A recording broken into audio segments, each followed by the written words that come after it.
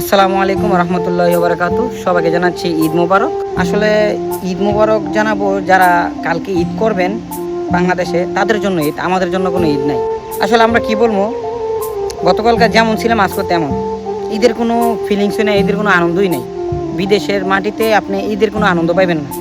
এই যে সকালবেলা নামাজ পড়ে আসবেন, আসার পরে আবার আপনাকে কাজ করতে হবে, তাহলে এটা কিসের ঈদ?